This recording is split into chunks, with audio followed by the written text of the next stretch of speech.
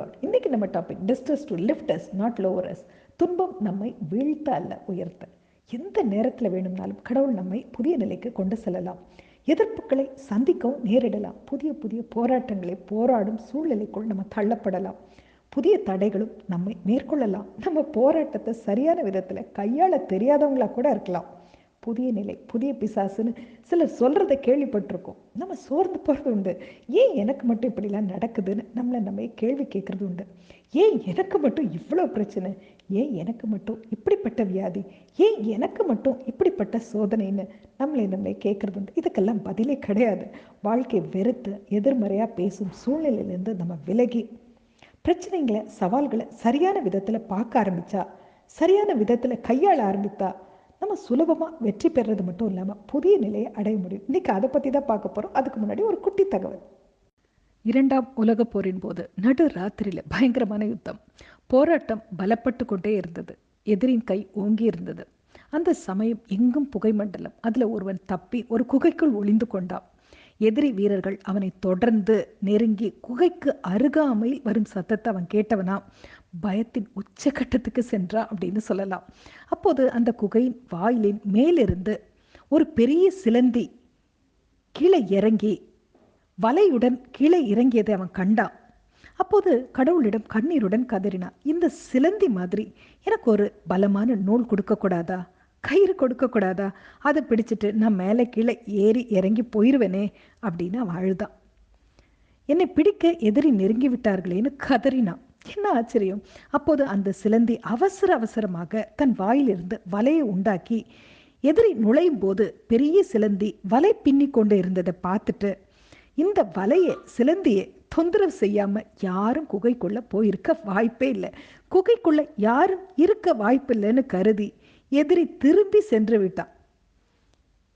அதை கண்ட அவன் கடவுளுக்கு நன்றி சொன்னான். எப்படி நன்றி சொன்னான்?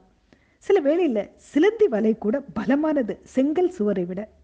இந்த சிலந்தி வலை கொண்டு என்னை பாதுகாத்ததற்கு நன்றின்னு அவன் சொன்னான். இப்போ சத்துருக்களாகிய பிரச்சனைகளை குறித்தும் அதுலேருந்து எப்படி மீண்டான்றது குறித்தும் தாவீது சங்கீதத்தில் சொல்லி இருக்கிறத நம்ம பார்க்க முடியும். அது சங்கீதம் 3 இருக்கு. கர்த்தாவே, என் சத்துருக்கள் எவ்வளவாய் பெருகி இருக்கிறார்கள், எனக்கு விரோதமாக எழும்புகிறவர்கள் அநேகர். தேவனிடத்தில் அவனுக்கு ரட்சிப்பு இல்லை என்று என் ஆத்துமாவை குறித்து சொல்லுகிறவர்கள் அநேகராய் இருக்கிறார்கள்னு சொல்லி ஓய்வெடுத்தது மட்டும் இல்லாமல் அதை தொடர்ந்து வரும் வசனத்தில் எப்படி அதுலேருந்து மீண்டான்றதையும் அதற்கான ரகசியத்தையும் சொல்றதையும் நம்ம பார்க்க முடியும். ஆனாலும் கர்த்தாவே, நீர் எனக்கு கேடகமும் என் மகிமையும் என் தலையை உயர்த்துகிறவருமாயிருக்கிறேன். நான் கர்த்தரை நோக்கி சத்தமிட்டு கூப்பிட்டேன். அவர் தமது பரிசுத்த பர்வதத்திலிருந்து எனக்கு செவி கொடுத்தார். நான் படுத்து நித்திரை செய்தேன், விழித்து கொண்டேன். கர்த்தர் என்னை தாங்குகிறார். எனக்கு விரோதமாக சுற்றிலும் படையெடுத்து வருகிற 16,000 பேருக்கு நான் பயப்படேன். கர்த்தாவே, எழுந்தருளும். என் தேவனே, என்னை ரட்சியும். நீர் என் பகைஞன் எல்லாரையும் தாடையிலே அடித்து துன்மார்களுடைய பற்களை தகர்த்து போட்டீர். ரட்சிப்பு கர்த்தருடையது. தேவருடைய ஆசீர்வாதம் உம்முடைய ஜனத்தின் மேல் இருப்பதாகன்னு சொல்லி அவன் ஓய்வெடுத்ததையும் நம்ம இதில் பார்க்க முடியும். இன்று நாம் எடுத்துக்கொண்ட நபரும் இதை எழுதிய தாவீது தான். தாவீதோட சம்பவம் நம்ம எல்லாருக்கும் தெரியும். தாவீது ஒரு ஆடு மேய்க்கிற சிறுவன். அவனை விட மிகவும் பலசாலியான கோலியாத்தை எதிர்த்து வெற்றி பெற்றான். எந்தவித ஆயுத பலமும் படைபலமும் பொருள் பலமும் இல்லாத சூழலில் அவன் வாழ்வில் கோலியாத் வரவிட்டா தாவீதை கடைசி வரைக்கும் நம்ம ஆடு மேய்க்கிற சிறுவனாக தான் பார்த்துருப்போம் இல்லையா?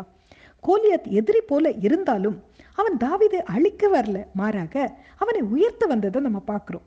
உண்மை என்னன்னா, தாவீதை அரியணையில் அமர்த்த உயர்த்த கடவுள் அனுமதித்த ஒரு ஆயுதம் தான் கோலியாத் அப்படின்னு கூட சொல்லலாம் இல்லையா?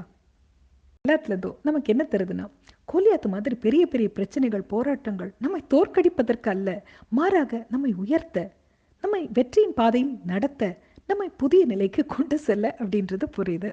அது மட்டுமா, நிறைய வேளைகளில் நம்மை உயர்த்த நண்பர்களை விட கடவுள் எதிரிகளை பயன்படுத்துறது உண்டு அப்படின்றது புரியுது. சில வேளையில் தாவீது மாதிரி நாமும் எதிரியை பார்த்து முன் செல்வது உண்டு. அது நமக்கான வெற்றிக்காக அல்ல, நம்ம நினைப்பது நடக்க வேண்டும் என்பதற்காகவும் அல்ல, நாம் விழும் சந்தோஷத்தை எதிரிக்கு கொடுக்கக்கூடாது என்பதற்காக அப்படின்றது புரியுது. எவ்வளோ பெரிய பிரச்சனை வருகிறதோ அவ்வளோ பெரிய எதிர்காலம் நமக்கு இருக்குன்னு நம்ம எடுத்துக்கணும். அது மட்டும் இல்லாமல் கடவுள் நம்மை அளவிற்கு தகுந்த மாதிரி பிரச்சனையை அனுமதிப்பதில்லை. நமக்கான திட்டத்தின் அளவிற்கு ஏற்ற மாதிரி தான் நமக்கு பிரச்சனையை அனுமதிக்கிறார் அப்படின்றத புரிஞ்சுக்கணும். தாவீது கடவுளிடம் இருதயத்துக்கு ஏற்றவனாக இருந்தா கடவுளை தாவீது நேசித்தான்றதை நம்ம பார்க்குறோம். நம்மையும் நேசிக்கிறார். நாம் மிக உயர்ந்த கடவுளின் பிள்ளைன்னு நம்ம நம்பணும்.